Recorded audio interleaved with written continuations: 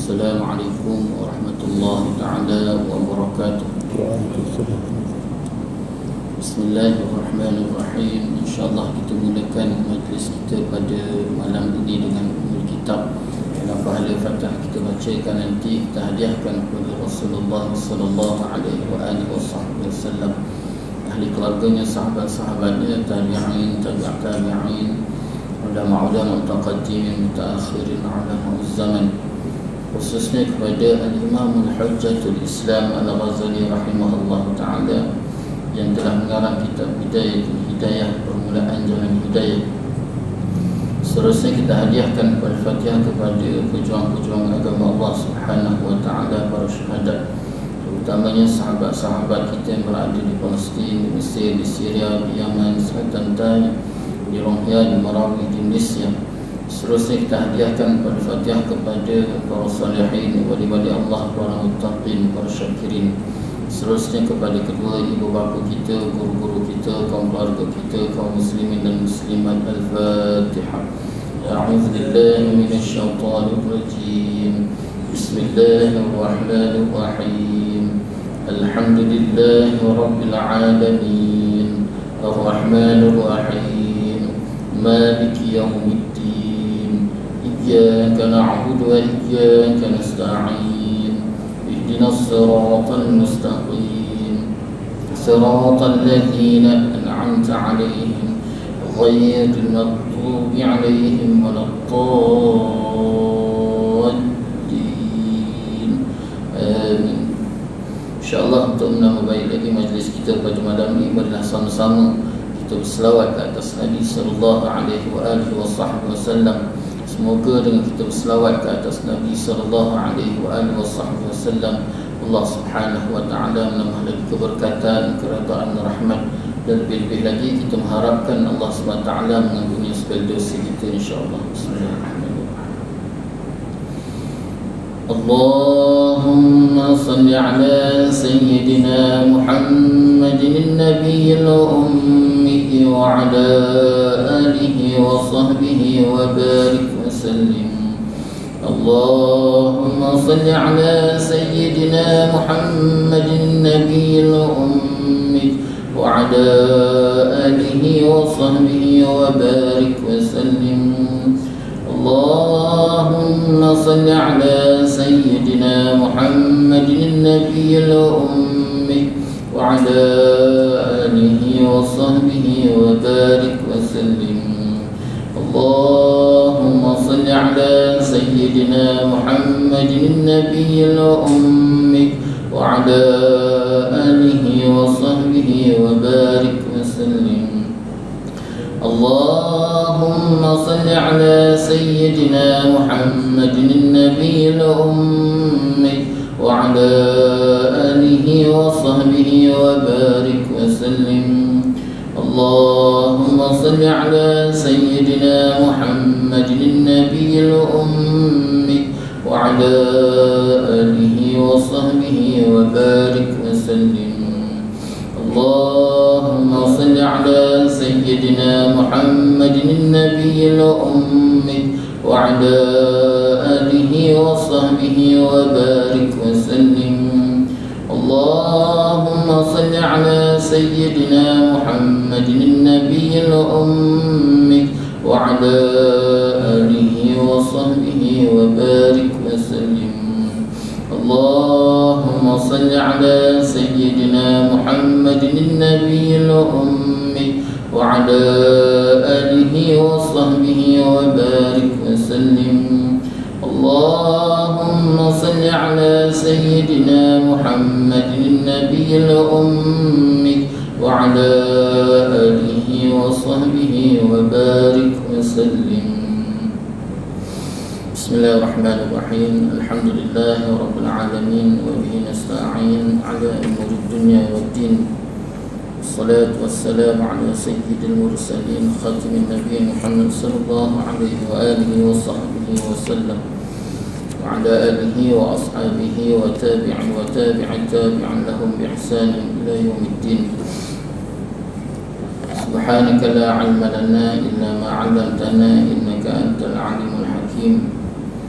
رب اشرح لي صدري ويسر لي أمري واحلل عقدة من لساني يفقهوا قولي رب زدنا علما وارزقنا فهما اللهم يسر ولا تعسر رب تمم بالخير يا فتاح يا عليم افتح لنا فتوح العارفين ولا حول ولا قوة إلا بالله العلي العظيم ولا حول ولا قوة إلا بالله العلي العظيم ولا حول ولا قوة إلا بالله العلي العظيم أما بعد قال الله تعالى في القرآن العظيم أعوذ بالله من الشيطان الرجيم بسم الله الرحمن الرحيم ألم نشرح لك صدرك ووضعنا عنك وزرك الذي أنقض ظهرك ورفعنا لك ذكرك فإن مع العسر يسرا إن مع العسر يسرا فإذا فرغت فانصب وإلى ربك فارغب صدق الله العظيم.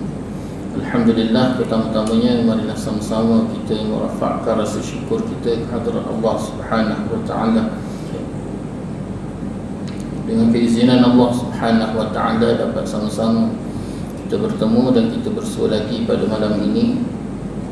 Dan sama-sama kita mengharapkan semoga pertemuan kita pada malam ini Allah Ta'ala penuhkan dengan keberkatan, keredaan, rahmat. Dan lebih-lebih lagi kita mengharapkan Allah SWT mengampuni segala dosa kita insyaAllah. InsyaAllah tuan-tuan, kita akan sambung lagi bacaan kitab Bidayatul Hidayah yang telah dikarang kitab ini oleh Al-Imam Hujjatul Islam Abu Hamid Al-Ghazali rahimahullah ta'ala. Masih lagi perbincangan kita berkisar pada bab yang ketiga, adab-adab berwuduk. Adab-adab berwuduk, adab mengambil air sembahyang. Muka surat 32. Qala al-musannif rahimahullah ta'ala wa nafa'ana wa iyyakum ajma'in. Syekh menyambung lagi kata-kata beliau, kemudian basuhlah kedua tanganmu 3 kali sebelum engkau memasukkannya tangan ke dalam bejana dan baca olehmu doa Allahumma inni as'aluka al-yumna wal barakah wa a'udzu bika minasy-syu'mi wal halakah. Nah, ini tuan-tuan. Jadi bila kita nak ambil wuduk saja tuan-tuan, di antara adab yang telah disebut oleh Al-Imam Al-Hujjatul Islam Al-Ghazali rahimahullah ta'ala, yang pertama sekali kita disunatkan bersiwak. Kita beruh gigi kita, kalau bahasa kita beruh gigi, tapi lebih afdal dengan kita menggunakan siwak. Bersihkan gigi kita dengan siwak sebagaimana Nabi sebut. Nabi kata matharatun lil fami wa mardatun lir rabbi wa maskhatatun lisyayatin lisyaitan. Artinya bersiwak itu menyucikan mulut dan menyebabkan keredaan Tuhan dan membencikan bagi syaitan.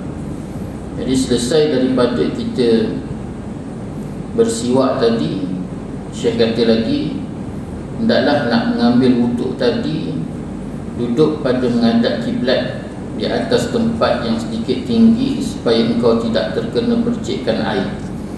Ini tuan-tuan, di antara adab yang telah disebut oleh Al-Imam Hujjatul Islam Al-Ghazali pada pertemuan kita lepas. Setelah kita bersiwak, hendaklah kita duduk dalam keadaan menghadap kiblat dan pada tempat yang tinggi supaya pastikan kita mengambil wuduk tadi tidak terpercik air yang jatuh tadi.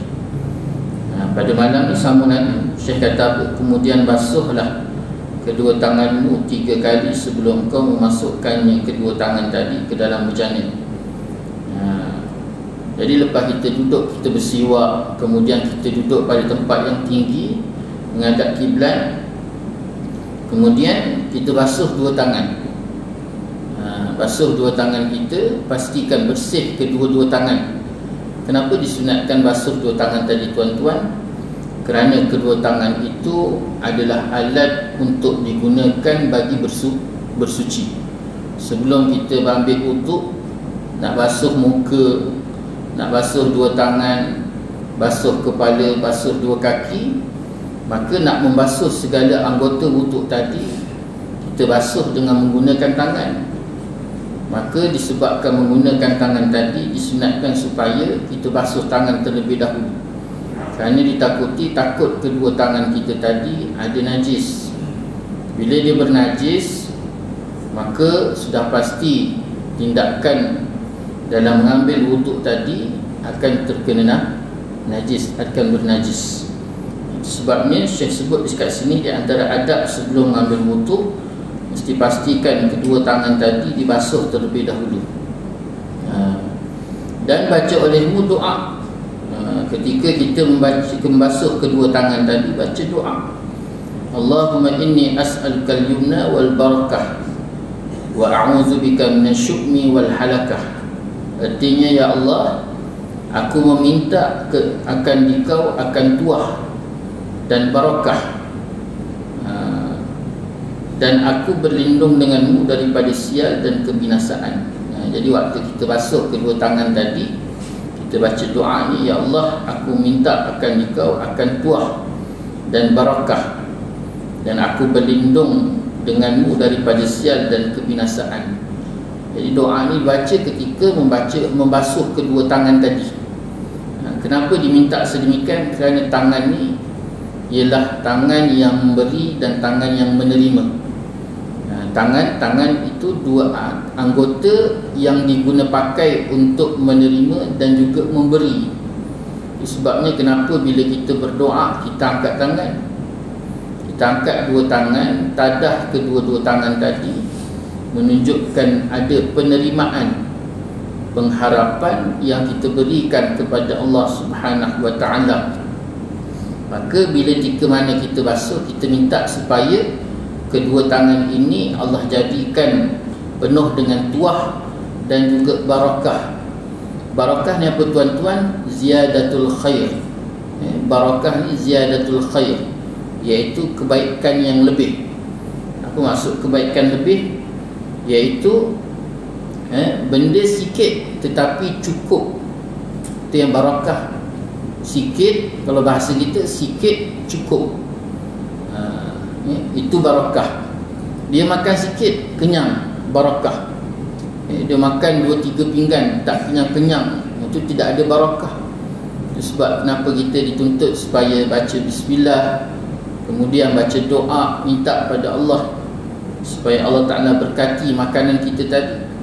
Kemudian tandanya bila kita makan, nak lihat baik ataupun tidak, barakah ada ke tidak pada makanan kita tadi, maka dapat dilihat dengan sedikit makan sudah mencukupi ataupun Allah dah bagi kenyang.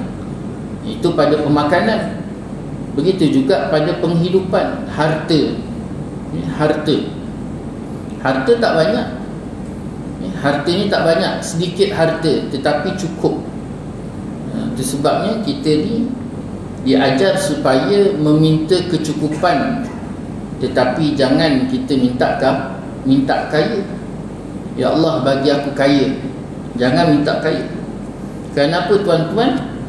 Kerana Allah sendiri, Allah Subhanahu Wa Taala sendiri telah ajar di dalam Al-Quran bagaimana peristiwa Qarun ni tuan-tuan.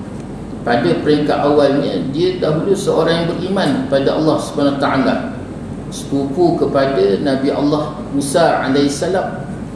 Cuma kehidupannya susah, dia orang susah. Tetapi kelebihan Qarun ni tuan-tuan, walaupun dia susah, dia pemurah. Dia pemurah, dia suka bantu orang. Kemudian pula tuan-tuan, disebut ulama bahawa suaranya sedap. Bila dibaca kitab-kitab Nabi Allah Musa alaihissalam, maka sudah pasti sesiapa yang mendengarnya akan tertarik. Ini kelebihan Qarun. Sampailah satu hari Nabi Allah Musa alaihissalam dalam perjalanan pergi nak menziarahi Qarun. Di tengah jalan tuan-tuan, tiba-tiba dia bertemu dengan seorang lelaki yang dalam keadaan menggendong sebuku roti. Dia gendong sebuku roti tuan-tuan. Lalu Nabi Allah Musa tanya, daripada mana? Daripada rumah Qarun. Buat apa? Aku hari ni tak ada makanan, aku minta pada Qarun, Qarun bagi aku sebuku roti. Jadi bila Nabi Allah Musa melihat sebuku roti tadi, Dia pun berlalu pergi dan teruskan perjalanan ke rumah Qarun. Sampai di rumah Qarun, ditanya, kau dah makan ke belum? Lalu Qarun jawab, aku belum makan. Lalu Nabi Allah Musa tanya lagi, kalau kau belum makan, kenapa kau bagikan sebuku roti itu kepada lelaki tadi? Lalu Qarun kata, aku tak mampu melihat sahabat-sahabat dalam keadaan lapar dan aku kenyang, dia kata. Jadi aku berikan sebuku roti yang aku ada, supaya sahabat-sahabat tadi boleh makan. Baik tak? Baik tuan-tuan, sangat baik sewaktu Qarun miskin. Lalu Qarun minta, wahai Musa, mintalah doa pada Allah SWT supaya Allah bagi aku kaya. Bila aku kaya nanti, aku boleh tolong lebih berganda-ganda kepada kawan-kawan kita, sahabat-sahabat kita nanti. Tuan-tuan biasa dengar ayat ni? Biasa dengar ayat ni? Doalah supaya saya kaya, supaya bila saya kaya nanti lebih banyak saya tolong orang. Ni biasa. Ni ayat ni tuan-tuan dah diguna pakai lama dah oleh Qarun. Dia akan tolong tak? Dia takkan tolong tuan-tuan. Takkan tolong. Orang yang cakap macam ni tuan-tuan takkan berlaku. Allah dah lakarkan dah. Jadi akhirnya Nabi Allah Musa kerana melihat keadaan Qarun tadi yang memang seorang pemurah, baik, beriman, akhirnya Nabi Allah Musa berdoa pada Allah Subhanahu wa taala, minta pada Allah supaya Allah berikan Qarun kaya. Lalu dengan izin Allah Subhanahu wa taala dan ilmu yang Allah berikan kepada Harun dan Nabi Allah Musa alaihissalam, apa ilmu tersebut? Ilmu yang boleh melentur emas. Ilmu boleh lentur emas. Dan ilmu itulah yang diajar oleh Nabi Allah Harun dan Nabi Allah Musa kepada Qarun, sehingga Qarun boleh melentur emas. Dengan dia ada ilmu teknik melentur emas, dia buat emas tuan-tuan. Dia buat emas dan akhirnya hari demi hari Qarun semakin kaya. Bukan kaya sahaja, bahkan gudang dunia tu tuan-tuan, perbendaharaan dunia itu Allah bagi pada Qarun. Tidak ada kaya pada orang lain. Kaya tak kaya, perbendaharaan dunia diberi pada Qarun. Jadi bila Qarun tadi tuan-tuan semakin lama semakin kaya, semakin lama semakin kaya, sahabat-sahabat datang sebagaimana biasa. Tetapi suasana penerimaan Qarun tidak sebagaimana sebelum ni. Kalau sebelum ni orang datang, Qarun tak ada makanan, sanggup diberi apa yang dia ada. Tapi kali ni tidak. Tidak lagi sebagaimana dulu. Dia dah mula rasa kedekut, dia mula berkira-kira, dia mula sayang pada harta dia. Sampaikan cerita ni tuan-tuan sampai kepada Nabi Allah Musa alaihissalam. Bila sampai pada Nabi Allah Musa datang jumpa Qarun, tegur Qarun. Dia tegur Qarun supaya jangan kedekut dengan harta. Apa kata Qarun? Ni harta aku yang cari. Tuan-tuan biasa dengar ayat ni? Ni ayat copy paste ni tuan-tuan.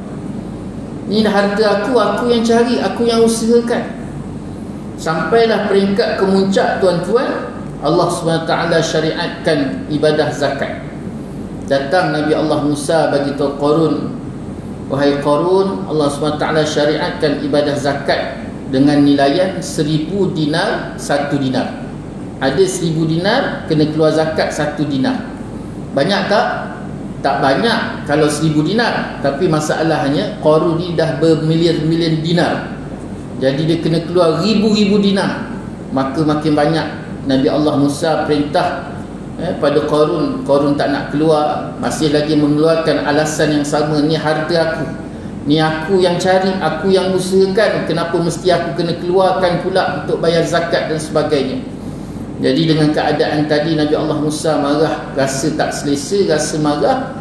Lalu akhirnya Nabi Allah Musa keluar daripada istana gudang rumah besar Qarun tadi, dan dia berdoa pada Allah SWT, wahai Allah, hari ini aku serahkan segala urusan Qarun ini pada engkau, wahai Allah. Dia minta. Jadi bila Nabi Allah Musa dah terlalu marah tadi tuan-tuan, diserahkan urusan tadi, akhirnya Qarun, Allah benamkan dia sikit demi sikit. Mula-mula dibenamkan tuan-tuan sampailah ke buku lari kaki, mata kaki itu tuan-tuan, sampai ke situ. Nabi Allah Musa daripada luar perintah, wahai Qarun, taubat pada Allah, bayarlah zakat. Qarun kata, kenapa aku nak bayar zakat? Cuba bayangkan tuan-tuan, dah terbenam. Lalu Qarun kata, Nabi Allah Musa kata, wahai Allah, aku serahkan urusan Qarun ni pada engkau. Lalu Allah benam dia sampailah kepada lutut kaki dia. Dia minta lagi, Nabi Allah Musa minta, wahai Qarun, taubat pada Allah, kembali pada Allah dan bayar zakat. Qarun kata, kenapa aku nak bayar zakat? Dah terbenam ni tuan-tuan sampai lutut ni. Lalu Qarun cakap Nabi Allah Musa kata, aku serah pada engkau wahai Allah. Allah benam sampai ke pinggang. Sampai ke pinggang Qarun tuan-tuan. Nabi Allah Musa datang, wahai Qarun, taubatlah pada Allah, bayar zakat. Tak, dia kata, aku tak nak, ni harta aku. Nampak tuan-tuan, dah sampai pinggang tu Allah benamkan. Masih dia kata tak, dia kata ni harta aku yang cari. Lalu Nabi Allah Musa kata, wahai Allah, kau benamkanlah habis sampailah ke dada tuan-tuan. Akhirnya terbenam Qarun dan pembantu dia. Yang lain dapat selamat kerana mereka semua tinggalkan Qarun. Jadi terbenam Qarun, mati tak? Tak. Dalam tafsir menyebutkan Qarun tidak mati. Allah benam Qarun, setiap saat detik akan terus terbenam sampai bila tuan-tuan? Sampai hari kiamat. Sampai hari kiamat. Kerana Allah Ta'ala nak seksa Qarun, dan Allah nak beri pengajaran besar kepada kita bagaimana jangan sesekali minta kaya. Minta cukup. Ya Allah, cukupkan keperluanku sebagaimana yang kau reda ya Allah. Sebab benda ni jelas tuan-tuan. Perkara ni jelas Allah Ta'ala sebut di dalam Al-Quran. Allah Ta'ala kata, innal insana khuliqa halu'a idza massahu syarru jazu'a wa idza massahu khairu manu'a illal musallin. Innal insana khuliqa halu'a. Sesungguhnya manusia tu dijadikan dalam keadaan halu'a. Halu'a ni apa tuan-tuan? Tergopoh gapah. Suka tergopoh gapah. Ni sifat manusia. Sebabnya Nabi Allah Adam AS disebut oleh para ulama, ketika Israel masukkan roh ke dalam jasad sampai ke mata, kemudian sampai ke hidung, dia bergesim, Allah ajarkan sebut Alhamdulillah. Nabi Allah Adam pun menyambut dengan Alhamdulillah, mengikuti ajaran tadi dengan Alhamdulillah. Allah jawab dengan Yarhamkallah. Kemudian dimasukkan lagi roh sampai ke dada. Kemudian dada dah mula berkocak dengan jantung dan segala isinya. Kemudian sampai ke perut. Ulama sebut sampai saja ke pinggang. Belum habis ni sampai ke pinggang, Nabi Allah Adam dah mula menolak-nolak tangan nak berdiri. Menolak-nolak tangan dia nak berdiri. Ketika tu tindakan Nabi Allah Adam AS sampaikan ditegur oleh Allah, sabar Adam, jangan tergopoh gapah. Ni anak cucu Adam ni, dia tergopoh gapah, mudah menghukum, mudah menilai, mudah buat hukuman, mudah buat tindakan, sehingga akhirnya dia rasa malu. Itu sebabnya jangan tergopoh gapah dalam segala tindakan, sabar. Allah Ta'ala sebut lagi, idza massahu syarru jazu'a. Ni sifat manusia. Idza massahu syarru jazu'a. Apabila Allah bagi dia kesusahan, kepayahan, dia jazu'a. Apa ni jazu'a? Iaitu putus asa. Dia akan putus asa tuan-tuan. Bila Allah Ta'ala uji dia sikit, dia cepat sangat putus asa. Cuba bayangkan tuan-tuan, dia berjalan selama 40 tahun. 40 tahun dia berjalan. Jalan. Kemana saja dia tak jalan tuan-tuan, kemana saja dia tak berlari, kemana saja dia tak melompat. Tiba-tiba satu hari tuan-tuan, dia kenalah satu grup, nama dia Go Out. Grup Go Out. Tak boleh berjalan. Sakit dah 2 minggu tak jalan-jalan. Gout. Cakap go out tak tahu? Gout. 2 minggu tuan-tuan, macam-macam ubat dia makan. Daripada klinik ke hospital, cocok pun tak jadi apa semua sekali. Jadi kawan-kawan masjid datang ziarah. Apa cerita? Tuan-tuan, bagaimana keadaan kita tu? Dia akan jawab macam ni, tak tahulah, dah nak mati dah. Cuba bayangkan tuan-tuan, baru 2 minggu tak jalan. Yang selama ni dia berjalan 40 tahun tuan-tuan, ke hulu ke hilir, kat mana saja yang tidak diinjak dan dipijak. Tapi bila 2 minggu tak berjalan tuan-tuan, rasa-rasa macam dah nak mati.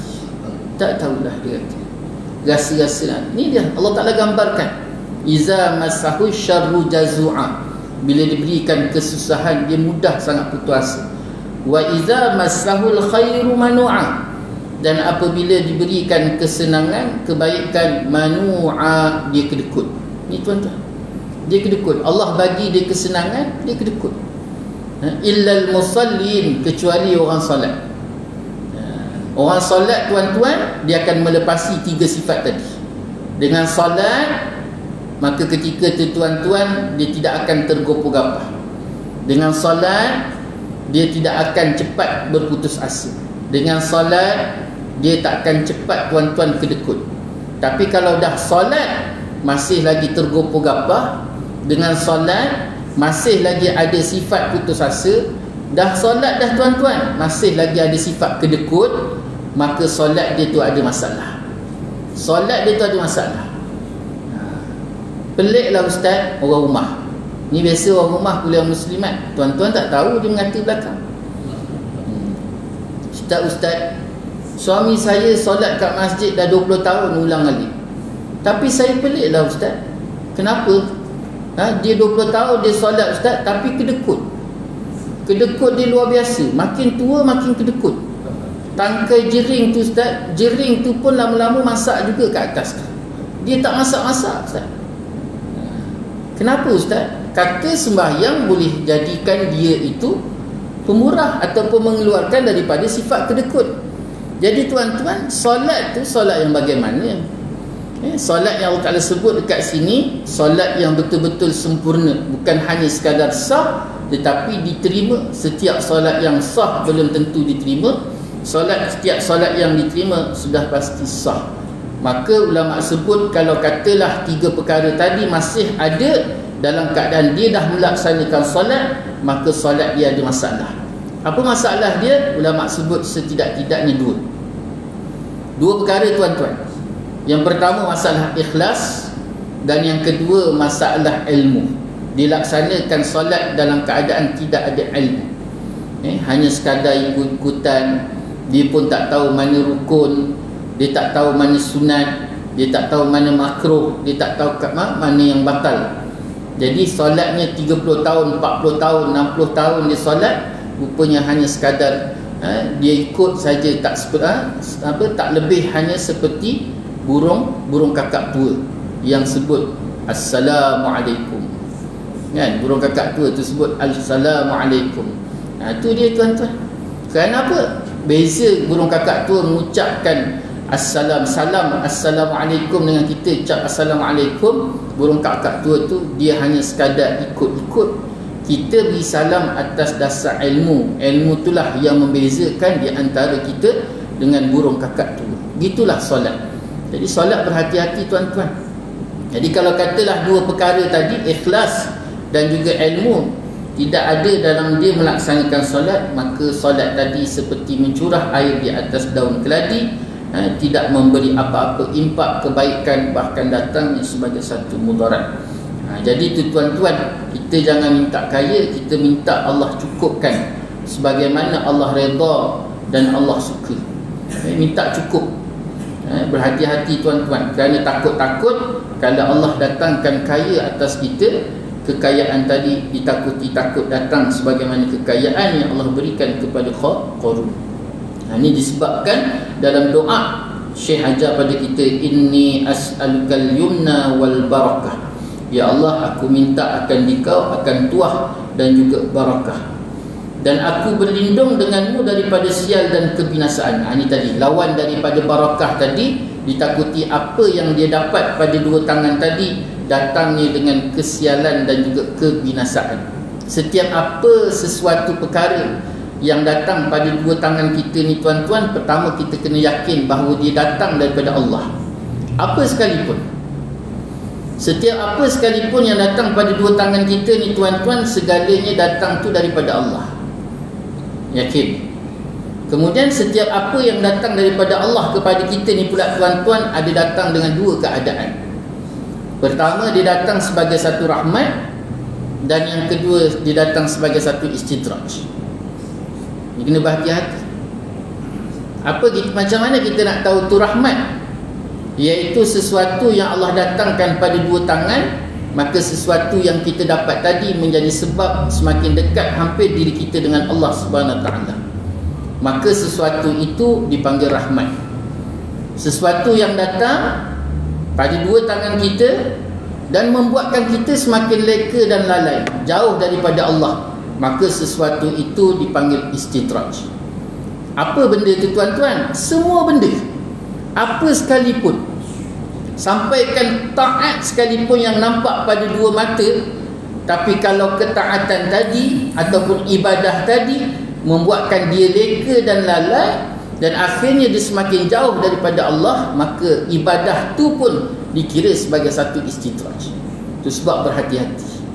Satu hadis kursi Allah datangkan dalam kitab Ziarah ke Alam Barzah. Allah Ta'ala sebut tuan-tuan, takut hadis tu, sangat-sangat takut, memberikan peringatan yang sangat jelas daripada Allah. Allah kata, bila aku nakkan sesuatu, bila aku nakkan seseorang itu, aku nakkan seseorang itu kebaikan ke atas dia. Allah nakkan dia baik. Apa maksud nak baik? Iaitu Allah nak berikan dia syurga, Allah nak masukkan dia dalam syurga. Allah Ta'ala sebut, maka aku akan jadikan kehidupannya sesusah-susah kehidupan. Allah jadikan hidup dia sesusah-susah kehidupan, sehingga ulama kata, bahas dalam kata-kata tadi, sampai tahap dia nak beribadah pada Allah pun susah. Dia nak bangun malam susah, dia nak berzikir wirid susah, berat. Dia nak baca Quran susah, tapi dia baca Quran juga tapi susah. Sampai tahap waktu hujung usianya, dia berada dalam sakaratul maut, ketika tu ada lagi sebesar zarah kejahatan ataupun maksiat yang tinggal. Maka ketika itu Allah akan jadikan kematian dia sesakit-sakit kematian, supaya sebesar zarah maksiat tadi terhapus. Bila ketika mana dia mati, maka Allah bawa dia masuk dalam syurga Allah Subhanahu Wa Taala. Yang Allah sebut. Kemudian rentetan daripada kata-kata itu Allah Ta'ala sebut lagi, jika aku tidak mengkendaki kebaikan atas seseorang, aku tak nak kebaikan atas dia. Apa maksudnya tuan-tuan? Allah nak campakkan di dalam neraka. Allah nak campak di dalam neraka. Lalu Allah Ta'ala kata apa? Akan kujadikan kehidupan dia sesenang-senang kehidupan. Ulama sebut apa? Sampai tahap dia nak beribadah pun mudah. Bangun malam mudah, puasa siang sunat mudah, nak bersedekah mudah, sampai tahap macam tu. Harta dia mudah, kedudukan dia mudah, suami dia baik, isteri baik, anak-anak baik. Berhati-hati tuan-tuan. Akan kujadikan semudah-mudah kehidupan, sampai ketika dia berada dalam sakaratul maut tadi, ada sebesar zarah lagi kebaikan. Ada sebesar zarah lagi kebaikan, maka aku akan jadikan kematian dia tu semudah-mudah kematian. Semudah-mudah kematian, sehingga sebesar zarah kebaikan yang tinggal itu terhapus. Yang tinggal hanyalah kejahatan dan maksiat, dan akhirnya bila dia mati akan kucampakkan dia ke dalam neraka. Apa yang tuan-tuan timbul soalan? Dah ibadah pun kena campak dalam neraka. Tuan-tuan, Allah nakkan kebaikan atas seseorang tu, dia jadikan sesusah-susah, sampai tahap ibadah susah. Kerana Allah nilai bukan kita laksana ibadah, Allah bukan nilai kita buat ibadah, Allah nilai sejauh mana mujahadah susah kita dalam nak melaksanakan ibadah. Tuan-tuan datang masjid, senang tak? Hati-hati. Kerana apa? Realiti orang beriman dan Allah suka bila dia mujahadah. Orang naik motor datang masjid dengan orang jalan kaki berbeza. Orang jalan kaki dengan orang naik kereta berbeza. Orang naik basikal susah. Itu semua tu ada pandangan Allah. Bila dia sampai masjid, Allah Ta'ala tak nilai di situ. Sampai ke tak sampai itu bukan nilaian Allah. Kerana sampai ke tak sampai itu hak Allah. Ya Allah nilai sejauh mana dia mujahadah. Itu maksud mujahadah, iaitu kesungguhan dia dalam nak melaksanakan satu-satu ibadah. Itu sebabnya semakin susah kita nak melakukan ketaatan pada Allah SWT, semakin besarlah nilaian Allah terhadap seseorang tersebut. Allah nilai pada mujahadah. Itu sebabnya bila kata senang saja tuan-tuan, berhati-hati. Takut-takut walaupun nampak benda itu baik, tapi hakikat dia adalah istidraj. Satu. Yang kedua, bila terlalu senang sangat tuan-tuan dalam melakukan ketaatan pada Allah SWT, perkara paling ditakuti dan sepatutnya sangat-sangat berhati-hati, iaitu takut-takut di dalam tu ada unsur jenayah besar. Apa maksud unsur jenayah besar? Iaitu bila dia mudah dalam melakukan ketaatan, solatnya mudah, baca Qurannya mudah, puasa sunatnya mudah, semua mudah tuan-tuan. Akhirnya takut-takut di situ timbul dan tumbuh putik-putik takabur, rasa takabur, rasa besar diri. Itu sebab Allah rosakkan seseorang itu bukan sebab dia minum arak, bukan sebab dia melakukan zina, tetapi cukup dengan Allah datangkan mudah di dalam melaksanakan ibadah, sudah cukup Allah rosak dan Allah Ta'ala hancurkan dia sampai tahap kematian. Itu sebabnya Sayyidatina Aisyah radhiyallahu anha dalam dia kata apa?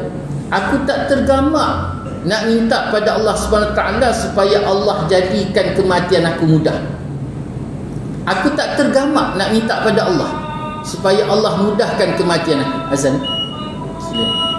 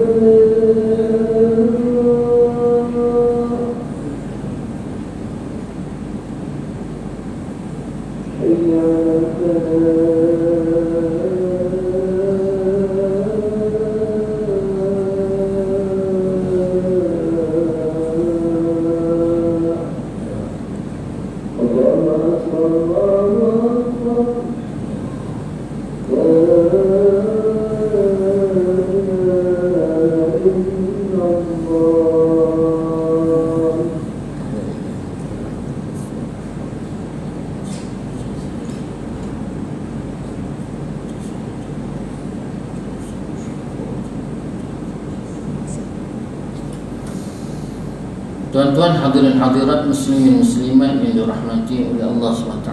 Sayyidatina Aisyah radhiyallahu anha tuan-tuan, dia cakap, aku tak tergamak nak minta pada Allah supaya Allah mudahkan kematian. Kenapa tuan-tuan? Sayyidatina Aisyah kata, aku sendiri melihat bagaimana Rasulullah sallallahu alaihi wasallam seorang nabi, seorang rasul, seorang kekasih Allah, Tak ada Rasulullah, tak ada alam ni tuan-tuan. Tak ada Rasulullah, tak ada alam ni. Allah jadikan alam, syurga, neraka, arash, sampaikan Azazil, syaitan, iblis tu sendiri Allah jadikan sebab Rasulullah. Kalau tak ada Rasulullah, tak ada alam ni. Tetapi walaupun Rasulullah ni kekasih Allah, tetap dia juga melalui kematian dalam keadaan susah, sakit. Kita tahu bahawa Rasulullah SAW ni tuan-tuan, sifat sabar dia sangat tinggi, sangat-sangat tinggi, dan tidak ada seseorang pun yang boleh menandingi sabar yang ada pada Rasulullah SAW. Hebatnya sabar Rasulullah. Tetapi ketika Rasulullah SAW melalui kematian, sakaratul maut tu tuan-tuan, boleh lagi Rasulullah kata sakit, kerana terlalu amat sakit. Sakit tak sakit ni sakaratul maut ni tuan-tuan, sehingga Rasulullah SAW pernah menggambarkan bahawa sakaratul maut ni bila kita lalui sahaja tuan-tuan, sampai tahap kita bangkit besok ke akhirat, kebangkitan kita tu bangkit dalam keadaan masih lagi merasai sakit mati, sakit lagi mati. Itu sebabnya Sayyidina Aisyah radhiyallahu anha dia kata apa? Aku melihat Rasulullah sendiri lalui kematian ataupun sakaratul maut sebegitu, sehingga aku tak tergamak nak minta kepada Allah supaya Allah mudahkan kematian. Tak tergamak begitu. Sayyidina Anas radhiyallahu anhu, Sayyidina Anas kata apa? Sakaratul maut ni tuan-tuan adalah ibadah kebaikan yang terakhir sekali Allah Ta'ala sediakan kepada orang beriman. Ibadah yang terakhir, kebajikan yang terakhir. Dia kata kebajikan yang terakhir. Jadi semakin susah, semakin sakit, semakin perit sakaratul maut seorang itu, ketika itulah pahala sangat-sangat berganda dan juga keampunan Allah seluas-luasnya kepada seseorang atas sakit yang terlalu amat. Semakin sakit yang dilalui ketika berada dalam sakaratul maut. Sayyidina Anas radhiyallahu kata, inilah kebajikan yang terakhir. Kalau dipandang remeh dan minta dimudah-mudahkan, takut-takut kebajikan akhir ini terlepas begitu sahaja. Ini gambaran tuan-tuan bagaimana sakaratul maut yang digambarkan oleh Nabi SAW, Sayyidatina Aisyah dan juga Anas radhiyallahu anhu. Wallahu ta'ala alam. Jadi itulah sikit sebanyak yang dapat kita kongsi bersama pada malam ini. Banyak-banyak kita berdoa pada Allah SWT supaya Allah berikan kita kefahaman yang baik, diberikan taufik hidayah inayah, dan Allah berikan kebaikan kepada kita, pasangan, anak keturunan, sahabat handai, jiran, seluruh masyarakat yang beriman pada Allah. Semoga baik di dunia, baik di akhirat. Dan jangan sampai Allah berikan kedua tangan kita sesuatu yang menjadi sebab datangnya murka Allah. Dan kita harapkan setiap apa yang Allah berikan pada dua tangan kita adalah menjadi sebab untuk datangnya rahmat Allah, redha Allah, dan juga segala kebaikan daripada Allah SWT ke atas kita semua, insya-Allah. Wallahu ta'ala a'lam. Yang baik itu daripada Allah, yang tidak baik itu milik manusia sendiri. Mohon maaf di atas segala salah kata, salah bicara, mohon maaf di atas segala-galanya. Insya-Allah kita tangguh majlis dengan tasbih kafaratun salatu subhanakallah bihamdika asyhadu an la ilaha illa anta astaghfiruka wa atubu ilaik. Bismillahirrahmanirrahim. Wal 'asri innal insana lafi khusr illa alladhina amanu wa 'amilus salihati wa tawassaw bil haqq wa tawassaw bis sabr. A'udzu billahi minasy syaithanir rajim. Bismillahirrahmanirrahim. Alhamdulillahi rabbil alamin. Wassallallahu ala sayyidina Muhammad wa ala alihi wa sahbihi wa baraka wa sallam. Allahumma rabbana zalamna anfusana wa illam taghfir lana wa tarhamna lanakunanna minal khasirin. Allahumma rabbana hab lana min azwajina wa dhurriyyatina qurrata a'yun waj'alna lil muttaqina imama. Rabbana la tuzigh qulubana ba'da idh hadaytana wa hab lana min ladunka rahmah innaka antal wahhab. Rabbana atina fid dunya hasanah wa fil akhirati hasanah wa qina adzaban nar. Wassallallahu ala sayyidina Muhammad wa ala alihi wa sahbihi wa baraka wa sallam. Walhamdulillahi rabbil alamin. Taqabbalallahu minkum. Wabillahi taufiq hidayah. Wassalamualaikum warahmatullahi taala wabarakatuh.